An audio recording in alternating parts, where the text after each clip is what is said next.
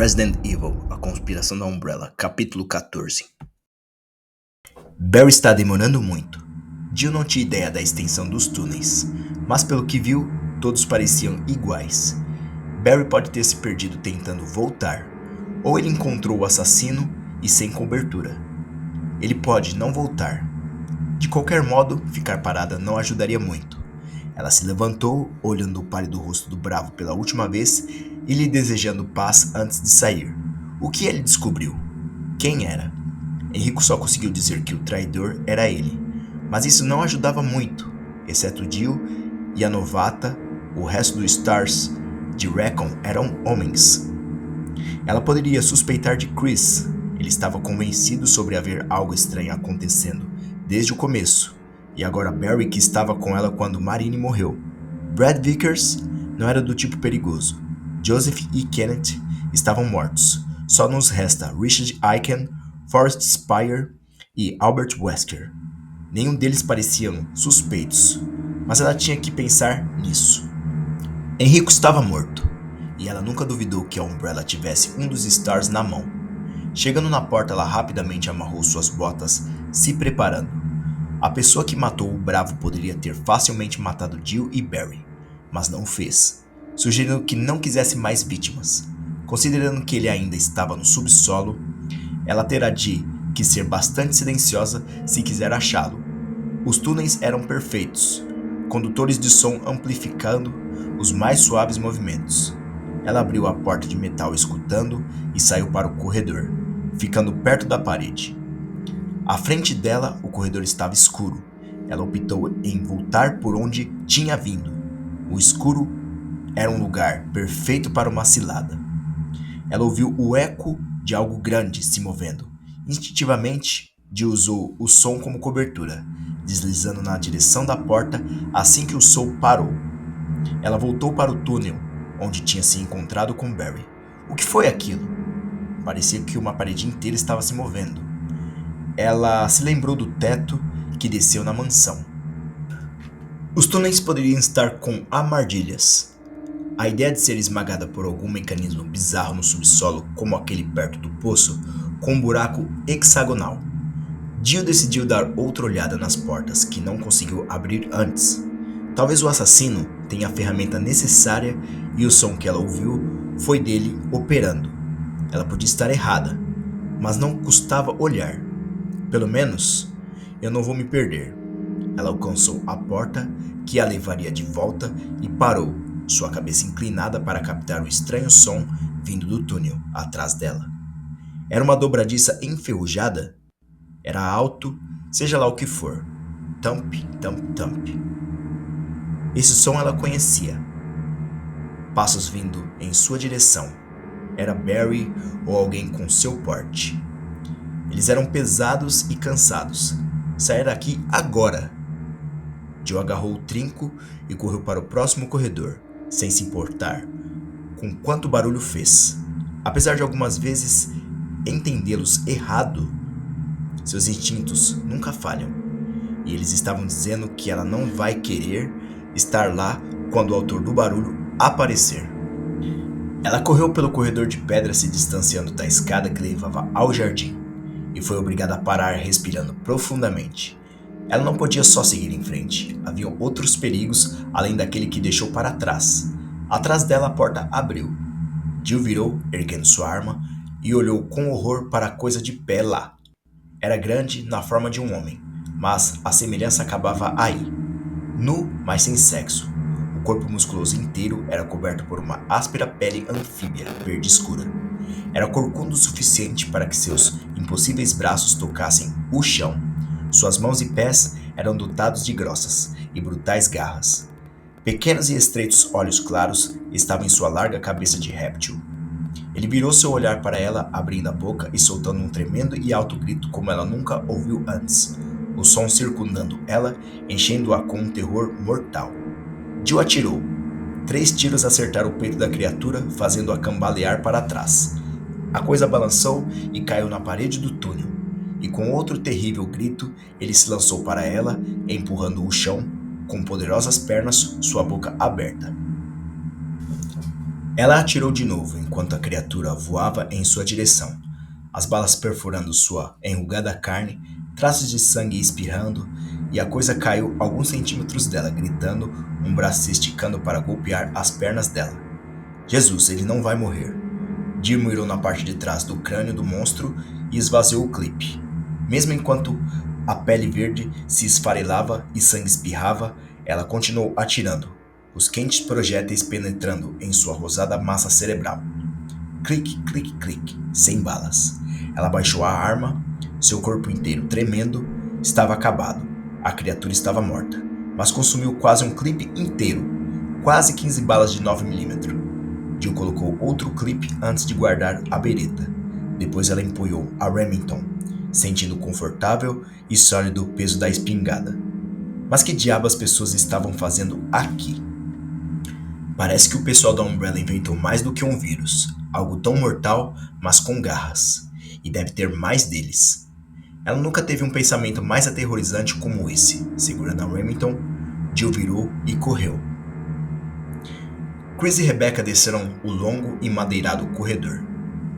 Havia o que parecia ser uma trepadeira morta onde a parede se encontrava com o teto. Ela parecia inofensiva, mas depois do que Rebecca leu sobre a planta 42, Chris ficou preparado para correr. Depois de olhar para todos os papéis no baú, Rebecca achou o relatório de algum tipo de herbicida que aparentemente podia ser feito no ponto 42, chamado de Vejolt. Ela trouxe o papel, apesar de Chris achar que não seria útil. Tudo que ele queria era achar a saída e se pudessem evitar a planta assassina seria melhor.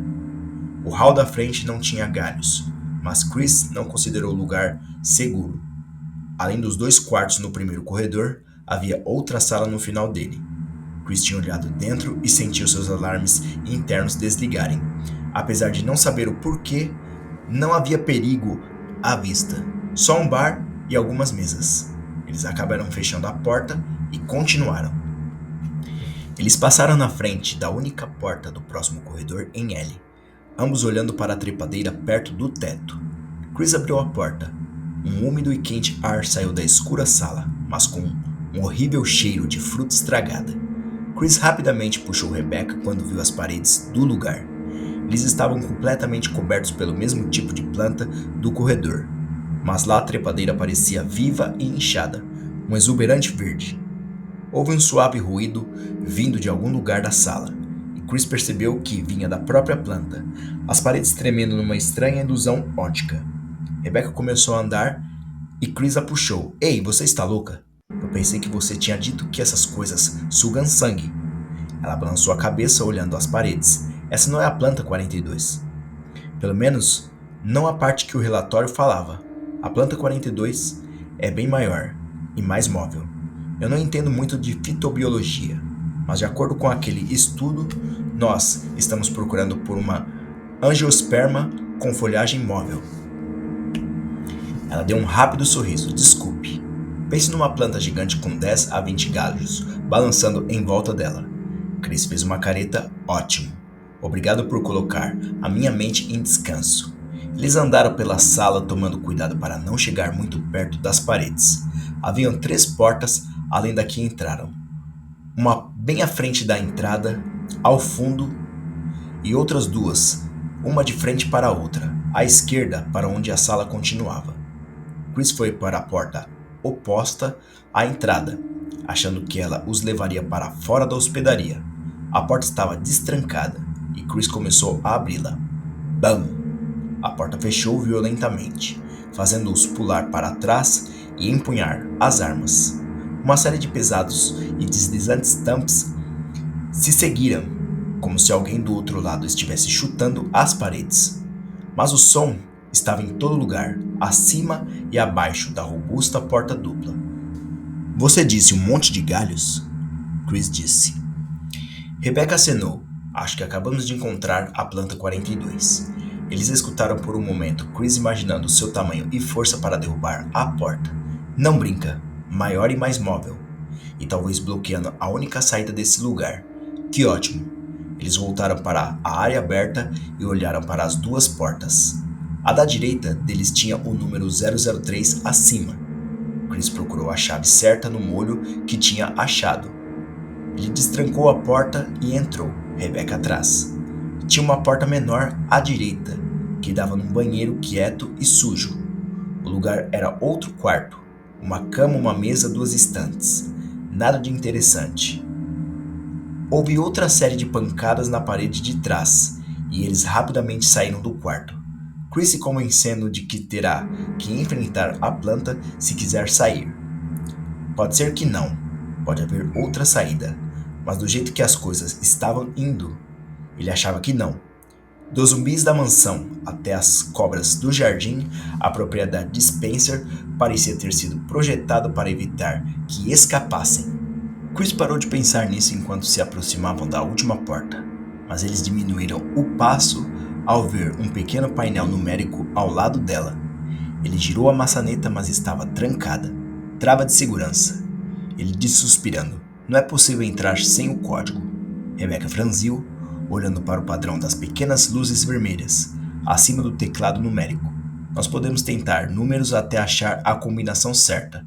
Chris balançou a cabeça. "Você sabe quais são as chances de esbarrar no número certo?" Ele parou olhando para ela, depois tirou o chaveiro do bolso.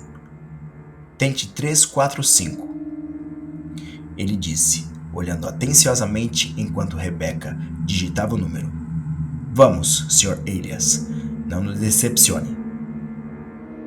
As luzes vermelhas piscaram, depois apagaram uma a uma. Quando a última se apagou, houve um clique dentro da porta. Chris sorriu abrindo-a e sentiu sua esperança diminuir quando olhou a pequena sala. Estantes empoeiradas, cheias de garrafas de vidro e uma antiga pia. Não era a saída. Rebecca andou para uma das estantes e olhou os recipientes, sussurrando para si mesma. Iosiamina, anidrido, diodrim. Ela virou para ele sorrindo. "Chris, nós podemos matar a planta. Aquele bijoute, a fitoxina. Eu posso fazê-la aqui. Se conseguirmos chegar no subsolo, achar a raiz da planta." Chris sorriu também. "Aí nós podemos destruí-la sem ter que lutar." "Rebecca, você é brilhante. De quanto tempo você precisa?" 10, 15 minutos. "Certo, fique aqui. Eu voltarei o mais breve possível."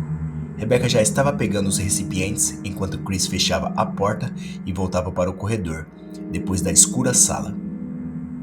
Barry estava de pé na frente do corpo de Enrico, o mapa de Wesker numa mão. Jill já tinha partido quando ele voltou. Ao invés de começar a procurá-la, ele ficou imóvel, sem conseguir tirar seus olhos do amigo assassinado. "É minha culpa.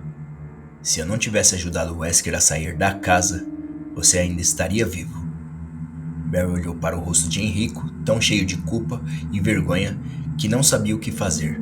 Ele sabia que tinha que achar Jill, mantê-la longe de Wesker, evitar que sua família seja ferida. Mas ainda parecia não conseguir se mover.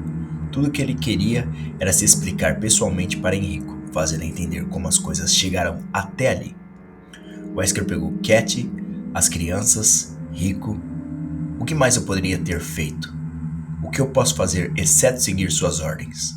O bravo o olhava com cegos olhos, sem acusações, sem aceitações, sem nada. Para sempre. Mesmo se Barry continuasse ajudando o capitão e tudo terminasse como deveria, Enrico Marini ainda estaria morto, e Barry não conseguiria viver sabendo que foi o responsável. Tiros ecoaram pelos túneis, vários tiros. "Jill!" Barry virou a cabeça, pegando sua arma. Os sons o puseram em ação, automaticamente. Só podia ter uma explicação. Wesker achou Jill. Barry virou e correu. De repente, a porta à sua frente abriu e ele parou onde estava, pensando em Wesker e Jill mortos, pela mesma coisa parada na sua frente. Sua mente não podia entender o que era. Seu olhar juntando as informações que não fazia sentido. Pele verde, estreitos olhos claros, garras. A coisa gritou, um horrível choro, e Barry não pensou mais. Ele apertou o gatilho e o grito se tornou uma chocada respiração assim que o forte projétil acertou sua garganta, derrubando a criatura. A coisa bateu seus membros enquanto sangue esguichava do buraco. Barry viu mais sangue sair dos pulsos da criatura. suas garras arranhando o chão. Barry olhava surpreso enquanto a coisa tinha convulsões e finalmente parou de se mexer. O tiro deveria ter explodido sua cabeça, mas demorou quase 1 minuto para o monstro morrer. O que eu acabei de matar? Do túnel lá fora, outro grito ressoou e se juntou a um segundo e depois a um terceiro. Os choros deles aumentaram, furiosos e sobrenaturais berros de criaturas que não deveriam existir. Barry colocou sua trêmula mão no bolso e pegou mais balas para Colt, rezando para que sejam suficientes e para que aqueles tiros não tenham sido para Jill. Fim do capítulo. Deixem seus likes e vamos para o próximo capítulo. Clique na playlist acima e ouça os capítulos anteriores. Até a próxima.